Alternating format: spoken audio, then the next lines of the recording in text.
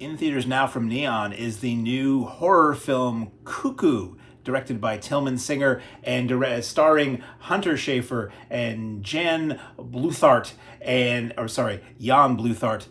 Marton Csokas and Jessica Henwick and Dan Stevens. I'm telling you probably more names than you recognize. Dan Stevens is probably the face, and maybe Hunter are the names that you recognize in this film. This is a horror film set in Germany, Austria, Bavaria, one of those alpine countries very close to the Italian border. Basic story is this, I'm not going to tell you the whole story, is a family moves to this remote area in the Alps, which is like a lodge, like cabins, and it's just like a resort. Resort makes it sound like it's more developed than it is. It's really just out in the middle of the woods, and it's like an alpine hotel, very small, very, very not well attended.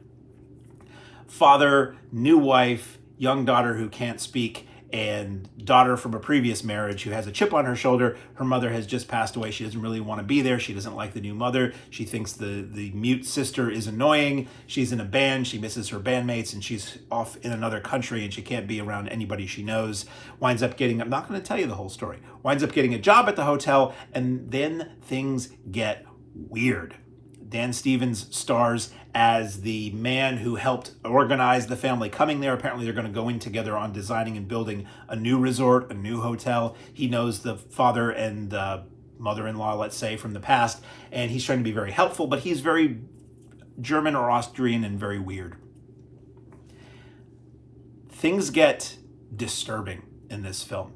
I'm not going to tell you really much more than that. Things get weird, okay? And I was very, very happy once this film was over. First of all, because I liked it a lot, but also because the trailers didn't give anything away. The trailers did what a trailer is supposed to do, is give you a sense of tone and stop. Don't give you any more than that, at least the trailers that I saw. Because this film has a lot of information that most trailers would be more than happy to give away. And I don't think this one did. But still, don't watch the trailer, just go see the movie. So the deal here is that it's like David Cronenberg and Dario Argento had a kid, and that kid made this movie, because it feels very Cronenberg with body horror and isolation and coldness, and it feels very Argento in terms of a moments or two that feels like Suspiria, and moments that feel like Phenomena, and best of both worlds. Like sometimes I'll watch a movie and I'll feel like, oh, they just lifted this from that, and this is just like that.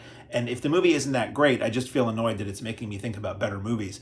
This was a movie that I was really with the whole time. I went in not expecting much, but hopeful, and it hooked me with its pace. It's not slam bang action. It's not a lot of jump scares. It's tone. It's great tone. And then bit by bit, things get very strange. And then eventually these things come together and we find out why things are the way they are. And it's a very strange and kind of out there explanation, but it's so weird and disturbing and gruesome that I was just with it the whole time. So I'm not going to say a heck of a lot more about it than that. Very good movie. Please see this on the big screen if you can, because of the atmosphere and the score and the sound mix. It really draws you in.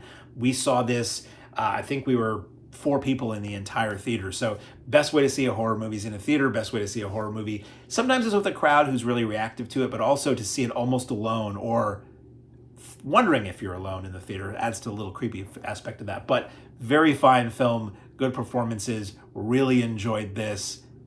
Cuckoo.